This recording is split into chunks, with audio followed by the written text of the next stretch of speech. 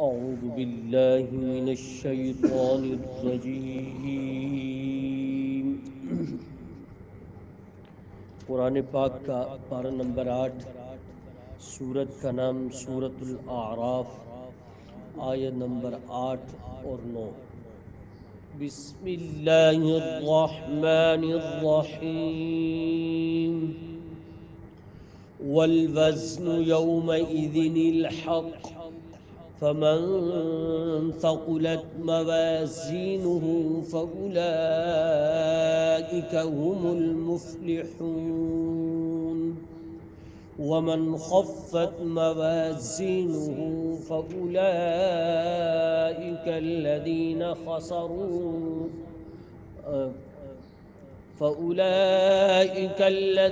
خسروا أنفسهم بما كانوا بآياتنا يظلمون۔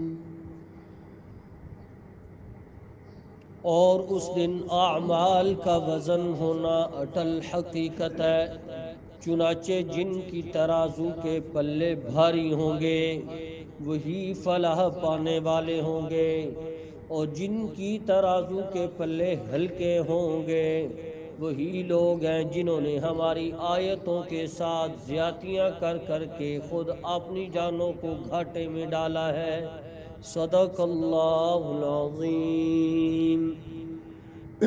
گزشتہ آیات میں اللہ تعالیٰ نے انبیاء علیہ السلام اور امتوں سے بعض پرس کا معاملہ ذکر فرمایا، اور آج کی ان آیات میں اللہ تعالیٰ نے اعمال کا وزن اور نمبر 2 بھاری اعمال والوں کی کامیابی وہ بیان فرمائی۔ دنیا میں اللہ تعالیٰ نے جو انسان کو بھیجا ہے وہ بھی اسی مقصد کے لیے کہ دنیا میں آ کر یہ اعمال صالحہ کر کے اپنے اعمال کو قیمتی بنائیں اور اپنے ترازو کے پلڑے کو بھاری بنائیں۔ اگر انسان نے اچھے اعمال کیے اور موقع کی مناسبت سے کی، اس کا عمل بڑھ جائے گا۔ موقع کی مناسبت سے اور حقیقی جو اخلاص ہوگا اس کے مطابق کیا ہوا عمل وہ ریاکاری والے عمل سے بہت زیادہ فائدہ مند ہے۔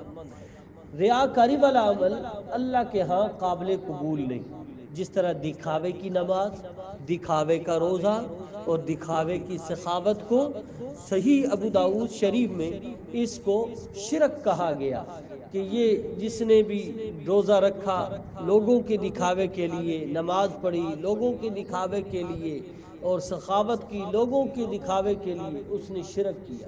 ہاں، جس کے اعمال نامے اچھے ہوئے اور اللہ کی خوشنودی کے لیے کیے اور کسی کو راضی کرے، مخلوق میں سے کسی کو راضی کرنے کے چکر میں نہیں تھا، وہ اللہ کی رضا مقصود تھی اسے، بس اس کے نامہ اعمال وزنی ہوں گا اور اخلاص پر ہوگا۔ اور یاد رکھیے رسول پاک علیہ السلام نے ایک موقع پر یوں بھی ارشاد فرمایا، میرے صحابہ اگر ایک مٹھی بھر جو اللہ کے راستے میں خرچ کر دیں اور بعد میں آنے والے لوگ بہت پہاڑ کے برابر بھی خرچ کریں گے تو اس ایک مٹھی کا مقابلہ نہیں کر سکتے۔ کیوں؟ کیا مقصد ہے، کیا مطلب ہے اس کا؟ اس کا مطلب یہ ہے کہ صحابہ کے عمل میں اخلاص تھا۔ ہمارے عمل میں ویسے اخلاص ہوگا تو تب، لیکن صحابہ کے عمل میں جو اخلاص تھا ویسا اخلاص ہمیں مل تو نہیں سکتا، لیکن کوشش تو ہم کرنے والے ہیں نا، کوشش تو کر سکتے ہیں، کوشش کی رکاوٹ تو نہیں ہے، کوشش کریں اعمال نامہ۔ قیامت کے دن جس نے اخلاص کے ساتھ بھی دنیا میں رہ کر کلمہ طیبہ پڑھا ہوگا، یہ درود پاک پڑھا ہوگا، تو اس کا بھی وزن قیامت کے دن بہت بھاری ہوگا، بہت بھاری ہوگا اعمال نامے۔ تو جمعہ کی مجلس میں بھی یہی ذکر کیا جا رہا تھا، یہ عالم برزخ میں کی ہوئی نیکی وہ کام نہیں آئے گی، یہ عالم دنیا میں کی ہوئی نیکی یہ کام آئے گی۔ آج اللہ نے ہمیں نیکیاں کرنے کا موقع مواقع عطا فرمائے ہیں، ہم جگہ جگہ پر نیکیاں کر سکتے ہیں، موقع کی مناسبت سے نیکیاں کر سکتے ہیں۔ یہ دیکھیں ہم مسجد سے باہر نکلیں گے سنت کے مطابق نکلیں، یہ بھی نیکی ہے۔ اور بازار میں چوتھے کلمے کی تلاوت کر لیں، گھر کی داخلے تک ایک تو دنیاوی فائدے اور پھر اخروی فائدے۔ اور دنیاوی فائدے کیا؟ حضور نے ارشاد فرمایا 4000 فرشتے اس کی نگرانی کرتے ہیں اور پھر 4000 اس کی نیکیاں لکھی جاتی ہیں۔ یہ اخروی فائدہ ہے۔ کوئی دنیاوی فائدے، گھر کے دروازے کو دستک دو، سنت کے مطابق داخل ہو جاؤ۔